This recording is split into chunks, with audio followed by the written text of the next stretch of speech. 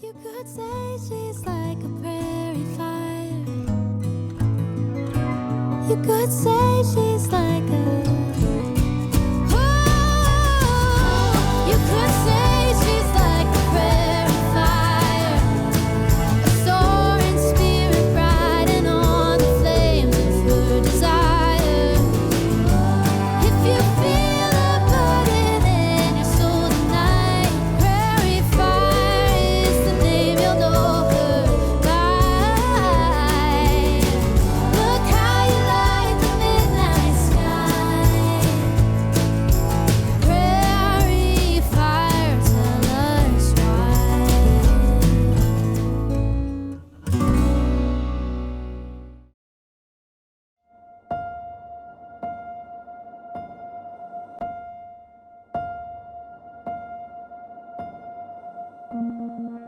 It was January 17th of 1997.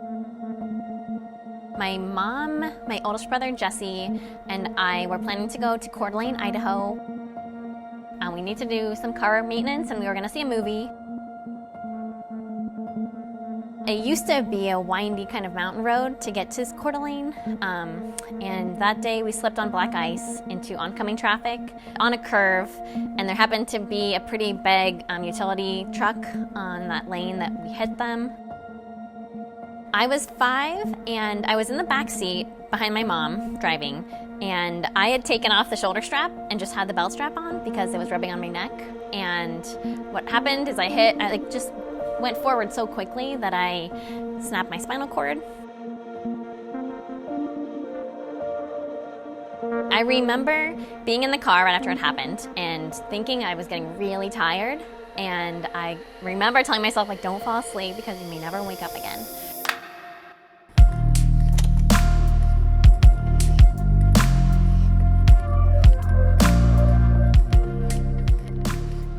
I was born in Burns, Oregon, and then I moved to Tico, Washington when I was 2 and lived there the rest of my life.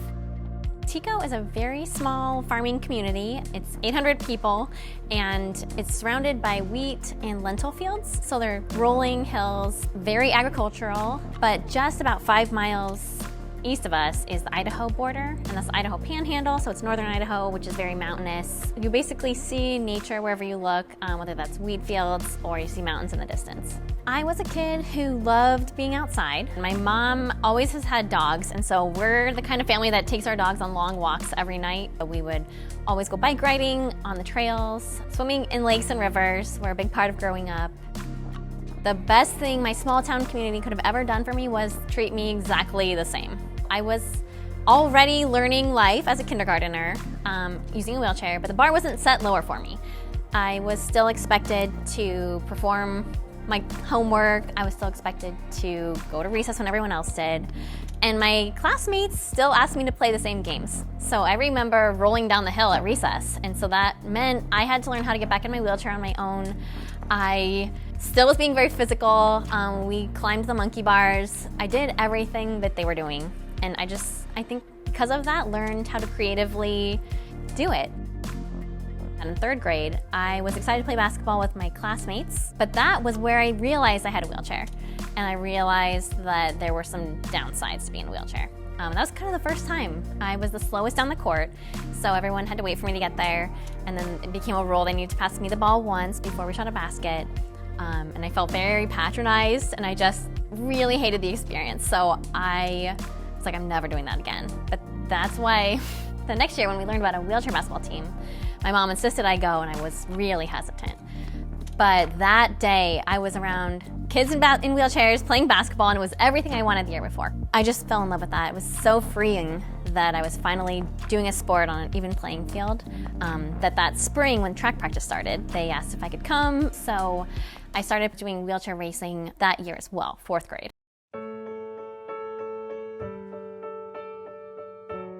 I recruited Susanna when she was in high school, but unfortunately she said no, and she went to a school in Montana instead for her first 2 years. Take your mark. Sit. But I didn't give up. I kept on her and was able to persuade her to transfer to U of I when she was a junior. The University of Illinois has been a leader for people with disabilities for decades, and it is only getting better and better the more we understand accessibility and the wide needs for accessibility that there are. I remember getting here and I got a email or a text from Adam saying, "Hey Suze, we're doing a half marathon tomorrow morning." And that was my first night at my dorm, and I was with my mom, and I was like, oh my gosh, I've never done a half marathon before. And I was like, I don't think I can say no. So I remember getting here, doing my first half marathon. Afterwards, we went to get breakfast together as a group, and everyone just got to know me from there. I have been here 6 days a week. When I first got here, my goal was not to have a career in wheelchair racing. I just loved the training part. And I still mostly just love the training part. Now I see it as a career. Scaroni's gone out in front. Susanna Scaroni will come through. And it's going to be very tight between Scaroni and Ballard. I think it's Scaroni who got it.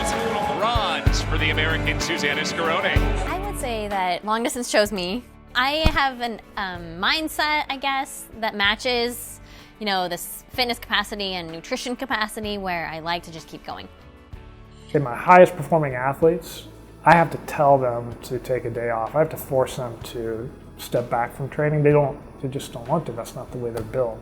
And she has that characteristic. That's a common point of discussion between us, is that I always have to pump the brakes on her a little bit, just so that she can rest, recover, and regenerate and improve and take advantage of all the hard training. I feel like I've got a whole toolbox if things start to get hard that I can pull out tools to try and make it easier. And I think that is what endurance athletes have. Just ways of making what starts to feel hard a little bit more doable. She really has a breakthrough in her performance since 2020, 2021, coming out of COVID. If I could point to one race, it was at the Tokyo Paralympic Games. 12 and a half laps around the track. Susanna Scaroni is all alone on the screen right now. This is absolutely spectacular. Susanna Scaroni's the champ in the 5,000 and a new Paralympic record. Really, one of the more convincing wins at the Paralympic Games on the track, in wheelchair track, that I've seen for a long time. I mean, really put a stamp on that she was the one. After Tokyo, 2 weeks later, I was training and I was heading east on Windsor Road, which is 4 lanes, and I got hit from behind, and I sustained a burst fracture, 3 vertebrae in my back. I did not know what was going to happen. I was like, what is my life going to be like with this back injury? Because when you're a wheelchair user, I think you're very sensitive to anything in your body becoming wounded. But when it was my back, I was so just fearful that I may have to adjust my way of living. I had been arguably my best I've ever been at, and had some marathons coming up that I really wanted to compete at. So very disappointed, but then immediately after that was so much thankfulness that I was alive. In January of 2022, I was given the okay to get back in my racing chair. So I started pushing on January 3rd, and from there, my racing highlights have been pretty consistent. On your mark. The New York City Marathon was a big highlight because I love that course, and that course is hard. This year at around mile 23 was very challenging. That day, I remember doing Amazing Grace, that song Amazing Grace, and singing that over and over again to get me up that hard part. I just wanted to meet it and do everything I could, and I just did not expect, we had a really good field that day, and I didn't expect to be able to go alone under the course record.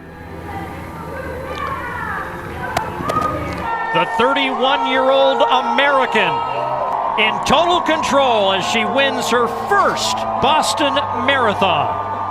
I have very effective training right now because I have had so many experiences, and I think that has helped, make me be really fast this year, because I can actually visualize a time where I'm going to need a skill, and then I can practice that skill at training. She's taken that success and really has become the #1 female in the world. I still think that the hardest challenge I've gone through is not the marathon, but is grad school. And I think it's because it forced me to learn. A lot of times as I was struggling through grad school, because it was something so different than anything I'd ever done, I would draw upon wheelchair racing for assistance. I was like, why do I love training and I just hate trying to write this literature review? And I would remind myself that when you train every single morning, you're actually doing exercises to get better and better and better. And now it feels easy and you like that. I needed to read more academic papers. I needed to perform more statistics. I needed to do things that regularly accumulated and made it feel better and easier. And it took me a while to realize that.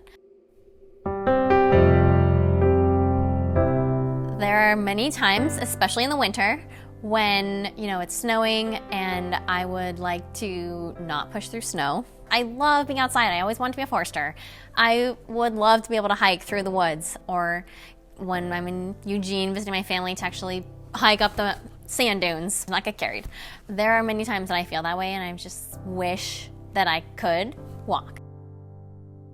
Those are also the times where I realize that I have been given a different perspective, and I am very thankful for that. And I will also not deny that if I have the thought that if I could be given the chance to walk tomorrow, I would probably take it. But if it meant that I couldn't have what I had had to this point, I don't think I would, because it's one thing to want to go hiking, but all of the many things that I've learned along the way, I would never trade for anything else. And I know that's true. But now I am found, was blind, but now I see.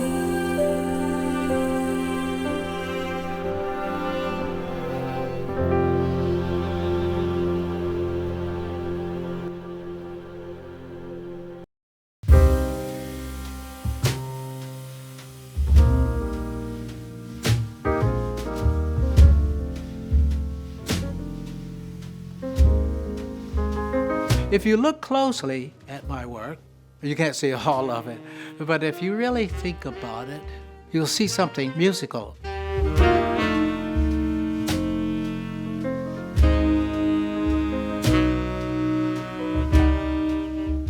I grew up in Decatur, Illinois, a wonderful city, a thriving city at that time.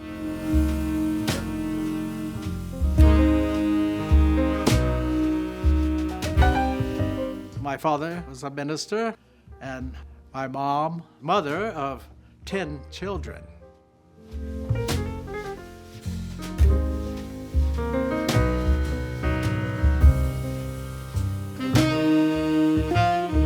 I didn't realize that we were what you would think of as poor, because we never felt that way. My family, they were providers, just like all the families on Sunset Avenue.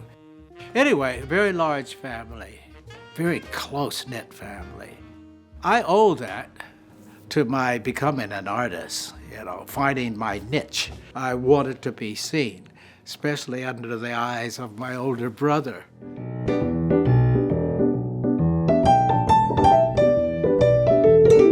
I think I became an artist at the age of 7. In middle school, I began to get a little mischievous about drawing. Later, I applied to Southern Illinois in Carbondale. And when doors explode open, that's what it was like culturally, because I had never seen that many people who looked like me, spoke like me, played music. I mean, it was a total awakening.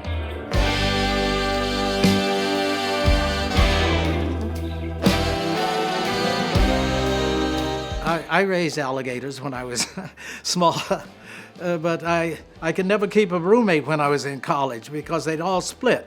The smell of alligators, and late at night you hear them jumping in the bathtub. But anyway, I did a lot of things because I was curious. Things like foundry, casting in bronze, covered it. Jewelry making, covered it. Painting, I covered it. So that was just an itch that needed to be scratched. Kind of overdid it, but heck, it was the 60s, and I felt free. I felt very good about life, you know. And we moved on to Chicago, believe it or not. I left Macomb and accepted a job in Chicago as a sculpture teacher, and I stayed there 32 years. Just because my hair is curly. Everything we know culturally and connected to entertainment and sports and all that kind of stuff came from Chicago. Harlem Renaissance in Chicago was larger than the Harlem Renaissance in New York. The impact of that period caused so much cultural richness, and that's why I built Bronzeville to Harlem. Makes no difference, lady. That's why they call me Shiny. Within Bronzeville to Harlem, there are a lot of personal things. That's what makes it alive, because these people are real. There is a small figure of my father holding two twins in his arms, coming from St. Mary's Hospital, where my twin sister and I was born.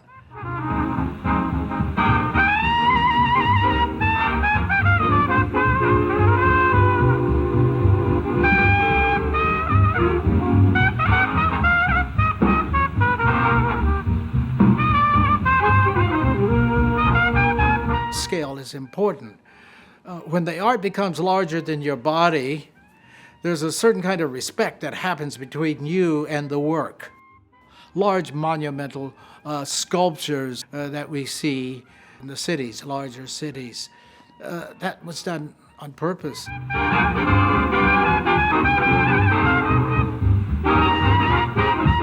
For a small-scale sculpture that I did, you know, on Bronzeville to Harlem, I can reach in there and grab and pick it up. The proportions are a little strange, not so correct, but you don't care. I do what you call fine art, or social conscious art, because you can bend the rules, you know. And haven't I been doing that all my life?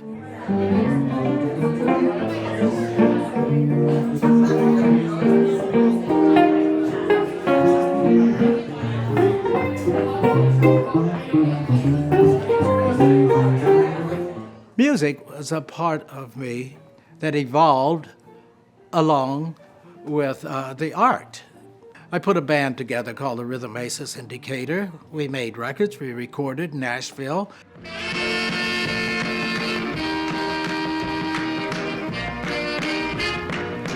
Some of the most famous musicians on the planet was on that Chitlin circuit. We would drive a little Volkswagen bus. We couldn't go downtown and stay in hotels because most places, even if we're in the north, we're still segregated. Fortunately, we didn't feel the segregation. We were having too much fun. Unfortunately, we should have known that was an opportunity to fight against segregation.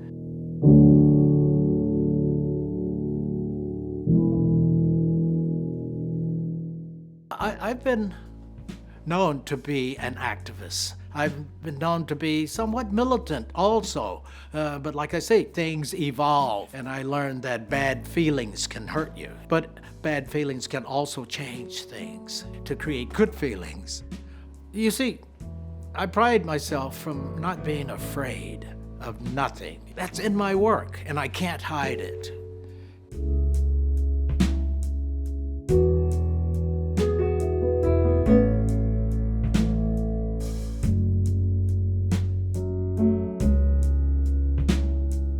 All of this stuff speaks another language, and not a language that's aggressive, but a language that puts you in front and say, don't back up.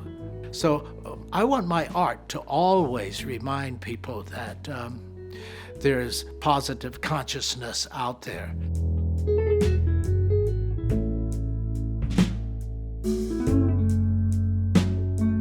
I hope that my life has touched many young kids out there. And teaching this length of time, 50 or something years, I better be good, because that's a lot of people that you've impressed. It's a lot of people that remember your personality, and I just hope they become good people.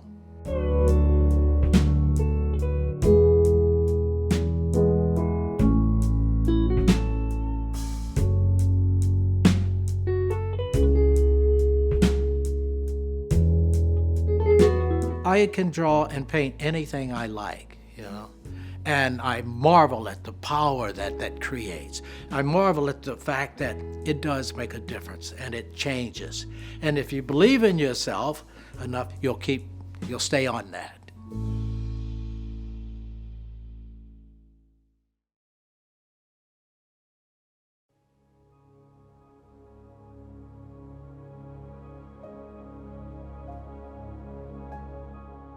What's really interesting about the history of this house is that it was Abraham Lincoln who first proposed the appropriation to build a governor's mansion here in Springfield. So this house was actually built as a governor's residence. It was completed in 1855.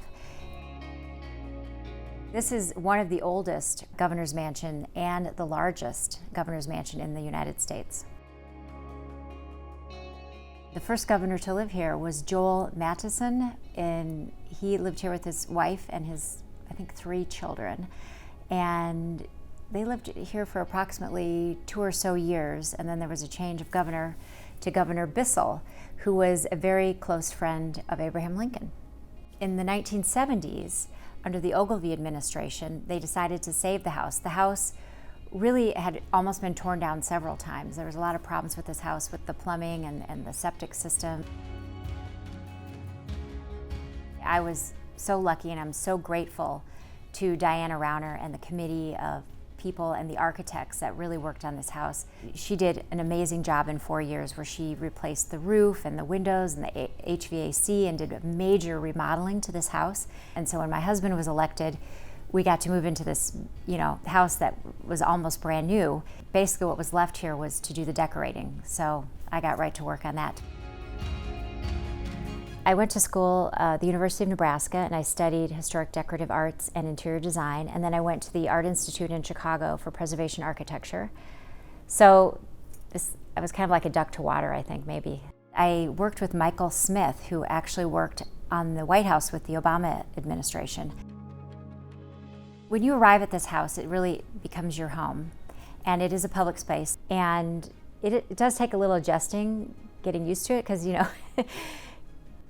don't have people taking tours of your living room at home, right? And but it's really an honor to live here, and that supersedes everything. I mean, it really is, and I know my time here is limited, and it's such a special place to call home. You also have to be really mindful that you're only here for a short time, and I tried to be really respectful of the people that lived here before me, and also fix it in a way that would be helpful to the next person, much like what Diana did for me. I really felt I had the mission from my husband, who loves people and he loves to entertain, and he really wanted people to be here in the house, and he wanted to have parties and events whenever he's in town, and he does that. So my mandate really was to make this place fit his personality and what he wanted to do to get his job done.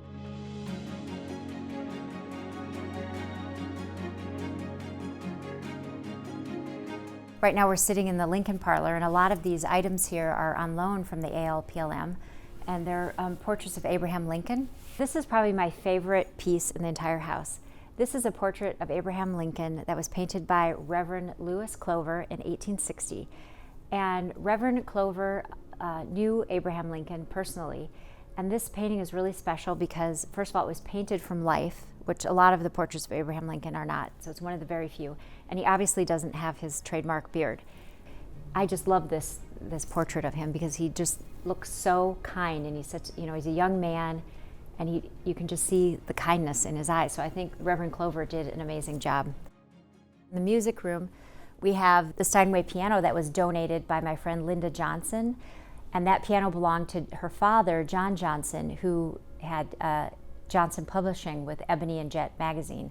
And as you know, they're incredible contribution to our history here in Illinois, and really to the Black history of the United States. And here we have this beautiful Carl Worsam piece. Carl was a Chicago imagist, member of the Harry Who group. And I thought this painting would look really great here because it's very classical, and this is a classical interior. As you can see, if you divide it up, it's very symmetrical. This is quite a spectacular staircase. Looks like dangerous for a child to be zipping down. You know, dangerous or fun, depending on your perspective. I'm a mother. I actually think it could be fun. I haven't tried sliding down, but you know, I might take my chances. On move-out day. Maybe on move-out day, yes.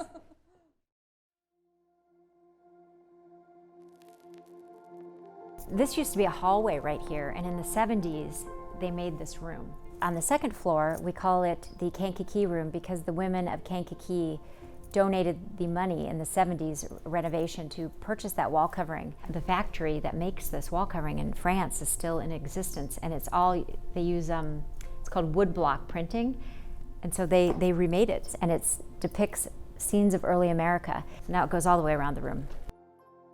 In the Lincoln bedroom, I hung the Colonel Edward Baker portrait, which was a gift to Abraham Lincoln while he was president.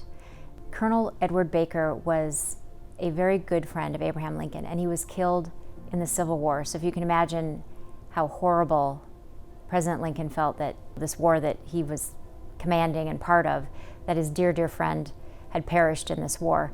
And another friend of theirs had this portrait painted and gave it to Abraham Lincoln. After he was assassinated, Mary Todd Lincoln gave it to the state of Illinois, and it is hung in this house ever since.